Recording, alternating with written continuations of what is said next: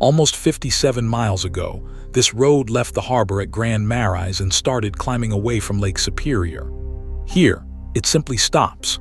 There is a campground, a boat landing, a river sliding over granite, and beyond that nothing you can drive to at all, only lakes and portages running clear into Canada. Even the water has changed sides, because everything flowing past these rocks is headed north toward Hudson Bay. This is Trail's End, the last mile of Minnesota's Gunflint Trail, and the doorstep of a lake called Saganaga.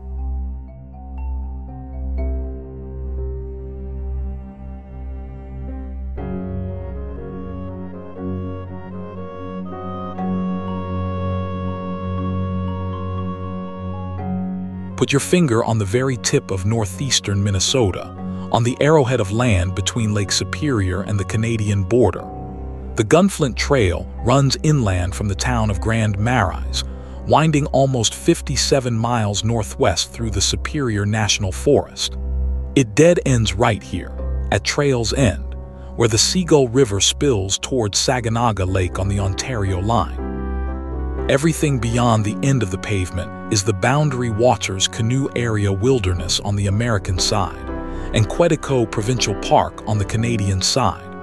We are about as far up the road as it is possible to get.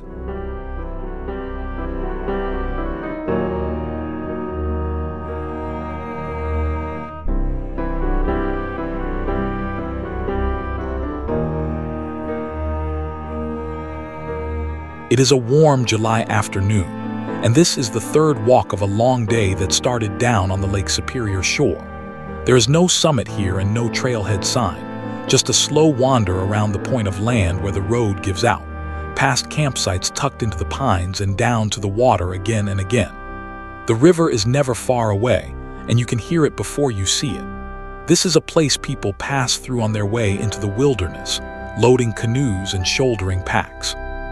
Today, we are here simply to stand at the end of the road and look north.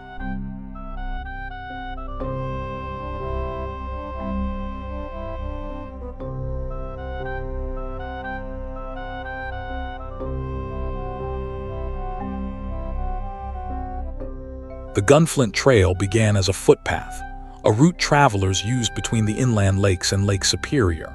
In the 1890s, Cook County widened it into a rough dirt road to serve mining ventures in the border country.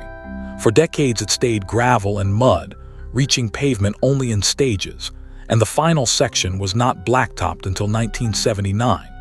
In 2009, it was named a National Scenic Byway, one of the most celebrated drives in Minnesota. It is a road with no through traffic, because there is nowhere through to go. Every mile of it exists to bring people here and bring them back.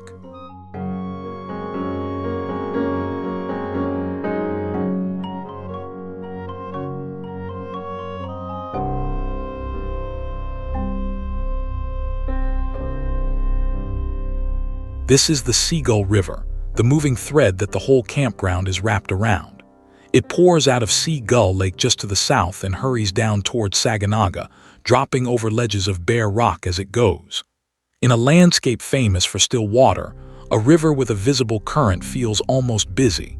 Canoeists use it as a highway, motorboats idle down it toward the big lake, and campers fall asleep to the sound of it. Follow it far enough and you are in Canada.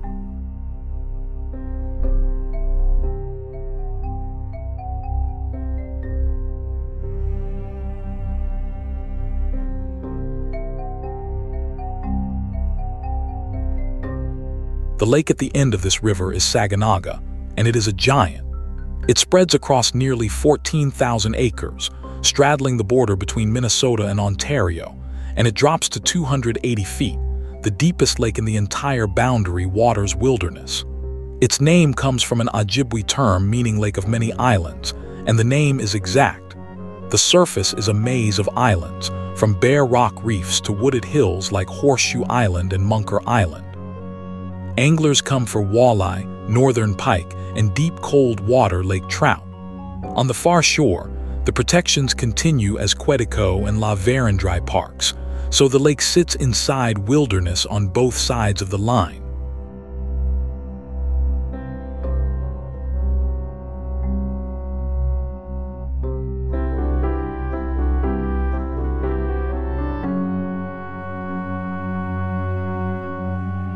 Down at the waterline, the country shows you what it is made of. The shore is not sand but sloping sheets of bare rock, rounded and scoured, with pines growing out of the cracks.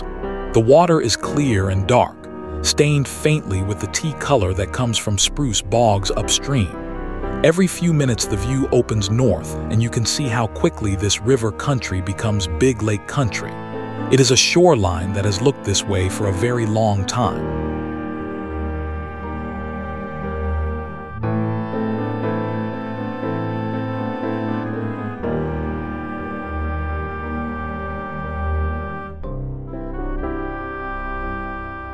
The rock underfoot is the Canadian Shield, the ancient core of the North American continent.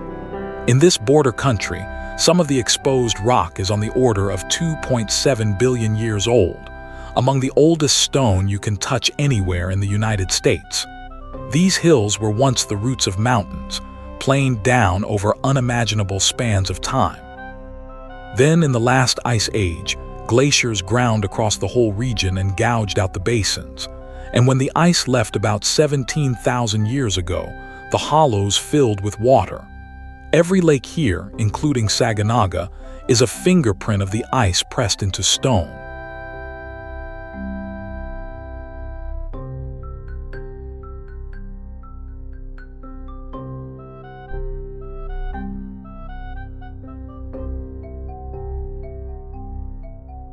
The campground occupies a point of land with water on more than one side, so the walk keeps circling back to a shore. Red pine and jack pine stand overhead, with blueberry and bracken fern crowding the ground between the rocks. It is quiet in the way only the end of a road can be quiet, an occasional vehicle, an occasional loon, and the steady sound of the river underneath everything. Moose, black bears, and even lynx live in the forest along this trail. Mostly, though, what you meet here are canoes.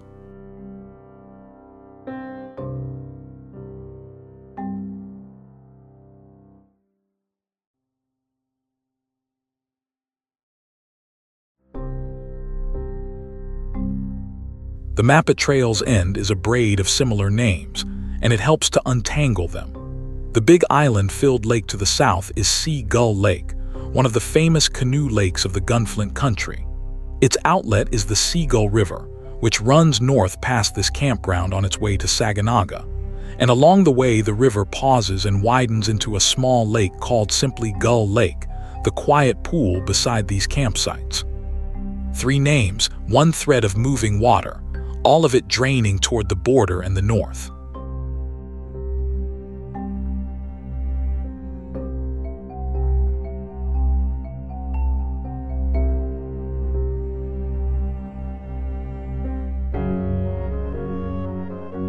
Stand beside the fast water for a while, and the logic of this whole country becomes visible.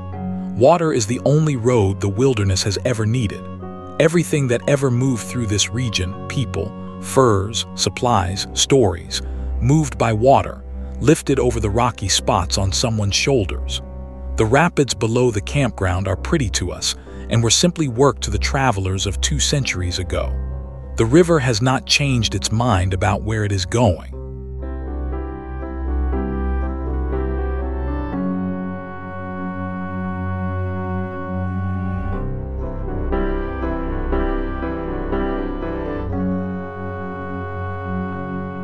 The first European known to travel through this border lake country was a young Frenchman named Jacques de Noyon, who paddled west in 1688.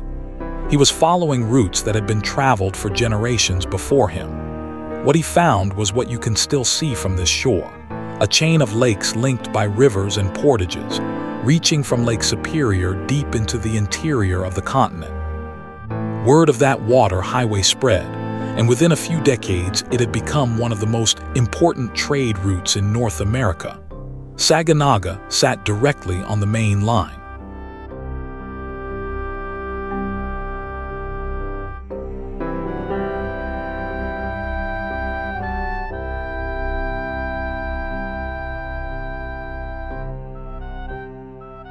Through the late 1700s, brigades of voyageurs drove birchbark canoes through these lakes for the great fur companies, the Northwest Company and the Hudson's Bay Company.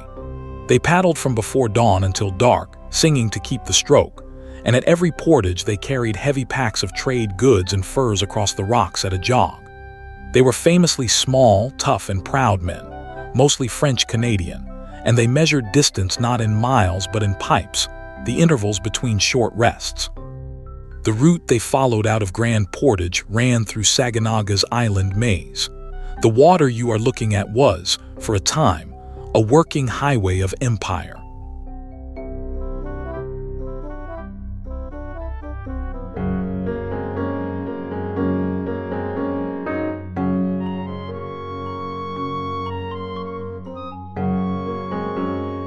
From this shore you are looking out at that same highway.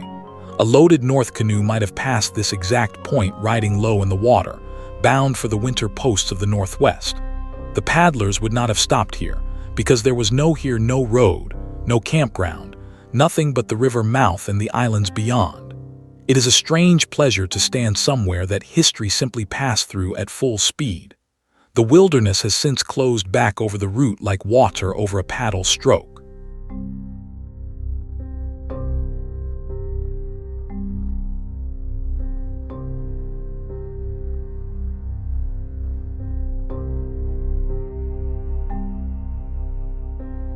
The hub of that whole system was Grand Portage, on Lake Superior about 40 miles from where this road begins. Every summer the canoes from Montreal met the canoes from the interior there, at a stockaded depot below an 8.5-mile portage, and for a few weeks the shore became the busiest place in the Northwest, a rendezvous of trading, feasting, and dancing. The last great rendezvous at Grand Portage was held in 1803, after which the companies shifted their route north. The trade faded, the border country went quiet, and the lakes returned to stillness. But the path of the canoes was not forgotten. It was about to be drawn onto the maps of two nations.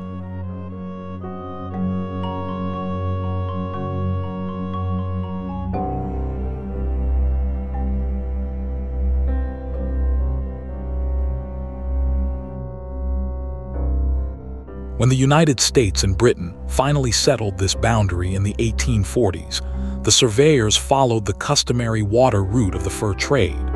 That is why the international border here does not run in a straight line. It threads from lake to lake, tracing where the canoes went, straight across the middle of Saganaga. It may be the only stretch of international boundary on Earth laid out by the habits of paddlers.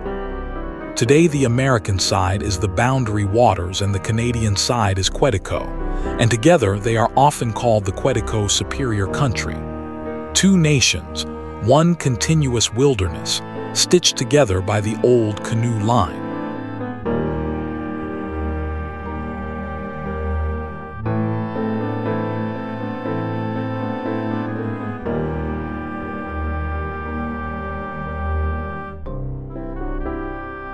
Somewhere out beyond those islands, an invisible line crosses the water, and everything past it is Ontario. There is no fence, no crossing gate, nothing but a survey line through a lake. Canoeists here clear customs by permit and paddle across without ever seeing a marker. It is one of the gentlest international borders in the world, and it has been quiet for 2 centuries. From this shore, Canada is simply more of the same beautiful country.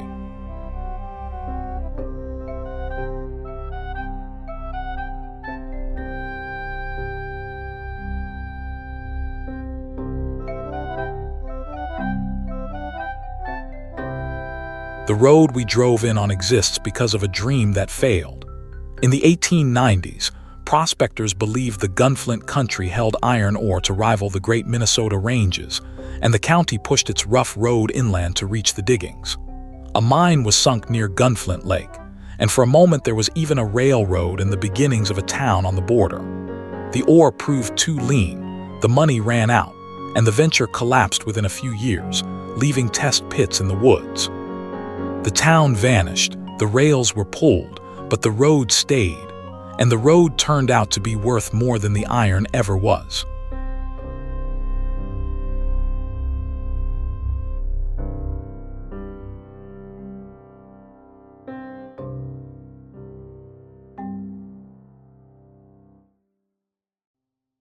Because once there was a road, people could reach the lakes, and the lakes were the real treasure all along. Through the early 20th century, fishermen and families bumped up the gravel Gunflint Trail in touring cars, and cabins and lodges began appearing on the lake shores. The end of the trail, with Saganaga's walleye and lake trout waters just downstream, became one of the prizes of the whole route. That is the ancestry of this campground. The miners left, and the vacationers never did.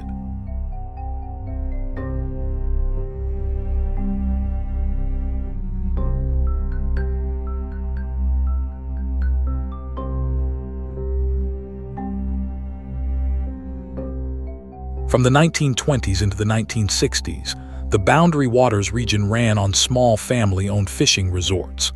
They were rustic places, a main lodge, a dock lined with boats, a cluster of cabins, meals served family style, and a guide who knew where the walleye were. Guests came back summer after summer for decades, and the resort families became the permanent citizens of the trail, keeping the road open and the mail moving. Up here at the road's end, that era left behind one nearly perfect specimen. It is still standing a short way from this campground.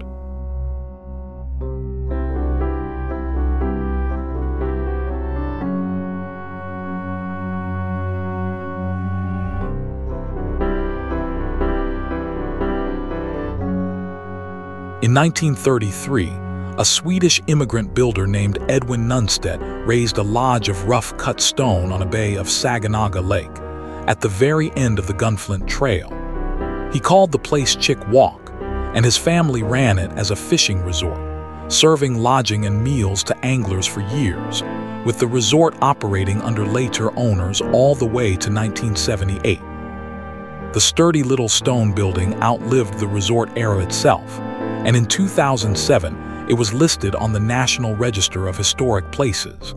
Since 2010, it has been the Chik Wauk Museum and Nature Center, telling the story of the trail with exhibits and its own network of hiking paths. The road that ends here now keeps its own history at the finish line.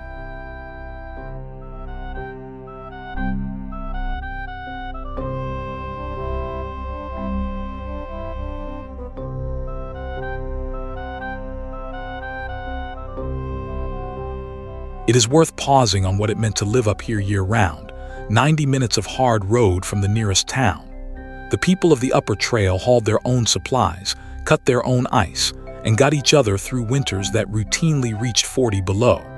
They were few, scattered one household to a lake, and utterly dependent on one another. Out of that hard arithmetic came some of the most storied characters in Minnesota. Two of them belong in any telling of this place.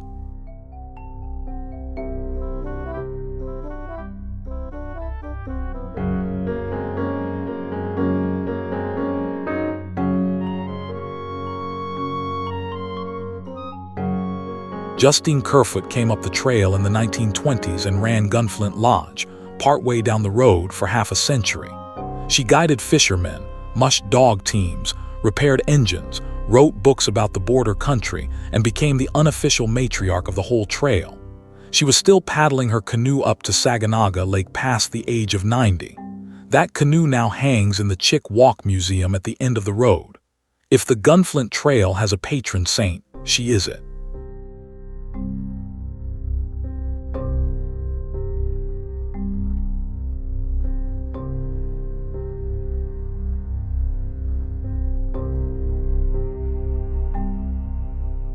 Deeper in the wilderness, on Knife Lake down the border route west of Saganaga, lived Dorothy Moulter, a trained nurse who came north and never left. For 56 years she lived alone on her island, greeting the canoeists who passed and selling them bottles of homemade root beer cooled with lake ice. Thousands of paddlers knew her simply as the root beer lady. When the wilderness rules tightened, public affection won her a special exception, and she stayed. She died in 1986, the last permanent resident of the Boundary Waters. After her death, friends dismantled her cabins and rebuilt them in Ely as a museum.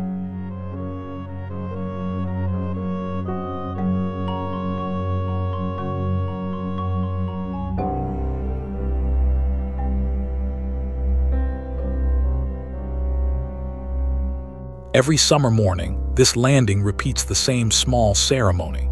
Canoes come off cars and trailers, packs are cinched, permits are checked, and paddlers push off down the river toward the big lake. Within an hour, they are among the islands, and within a day, they can be somewhere no road has ever reached. The Boundary Waters is the most visited wilderness in the United States, and this is one of its front doors. Watching them go, you understand that the road does not really end here. It just changes from pavement to water.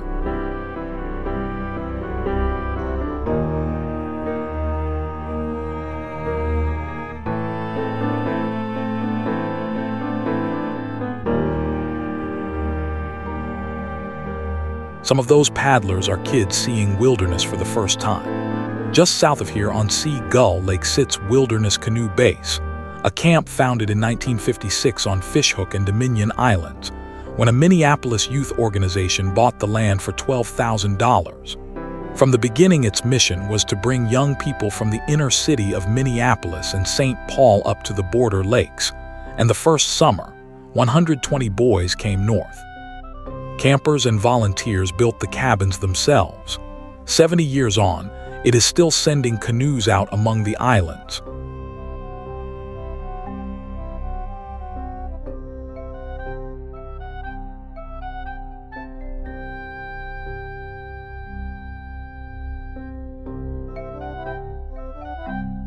Look closely at the forest along this shore, and you can see that it is not all the same age. There are old red pines and cedars near the water, and behind them whole hillsides of younger trees, thick and even like a crop. That is not logging, that is fire. This end of the Gunflint Trail carries a scar that is still fresh in living memory. In 2007, this exact neighborhood was the center of one of the biggest wildfires in modern Minnesota history.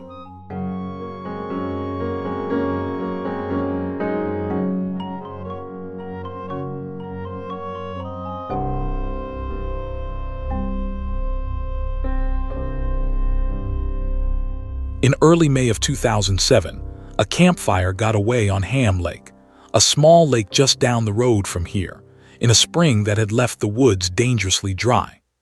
Driven by wind, the fire blew up and ran through the upper Gunflint country and across the border into Ontario, burning tens of thousands of acres on both sides of the line. Nearly 200 buildings were destroyed along the trail, cabins, resorts, outfitters, and the camp on Seagull Lake lost about 40 of its 60 structures. Remarkably, no one was seriously hurt, and landmarks like Gunflint Lodge and the old stone Chik Wauk building came through. The people of the trail rebuilt, the way they always have.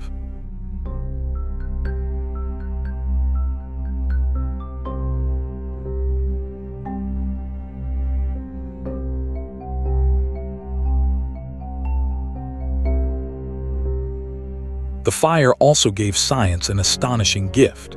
By stripping the moss and brush off the bedrock, it exposed rock layers along the Gunflint Trail that geologists had never been able to examine. In them, they found a layer of debris, shocked mineral grains bound up in little stone pellets, thrown out by a colossal asteroid impact near Sudbury, Ontario, about 1.85 billion years ago.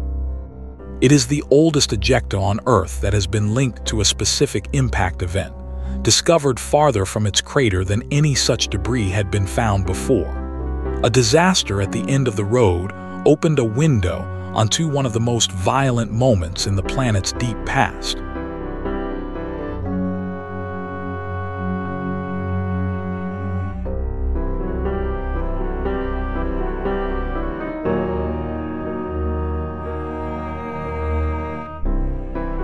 The forest, for its part, answered the fire the way it has answered fire for thousands of years.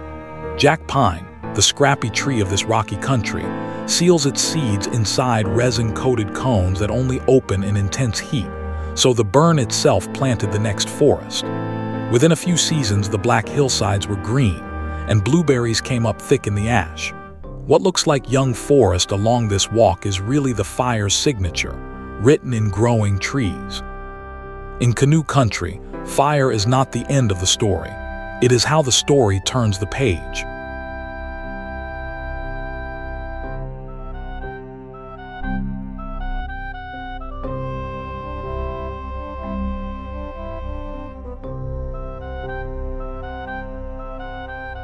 The reason all of this is still here is a pair of hard-won laws. The Wilderness Act of 1964 folded these lakes into the National Wilderness Preservation System, and the Boundary Waters Act of 1978 set today's rules. Over 1 million acres, more than 1,100 lakes, travel by permit, and motors banned from nearly all of it. The arguments over those rules were bitter along this very road, because they ended eras and livelihoods. But the result is a wilderness where you can drink from the lakes and paddle for weeks without crossing your own track. The road ends here so that everything beyond it does not have to change.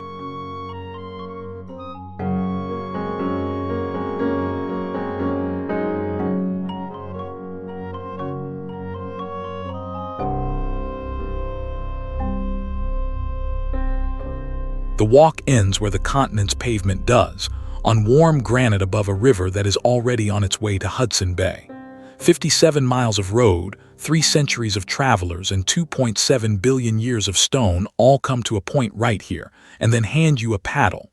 Saganaga waits beyond the islands, the same lake the Voyageurs sang across. May the road end this well for all of us. Thank you for watching. Follow for more of the trails of the world.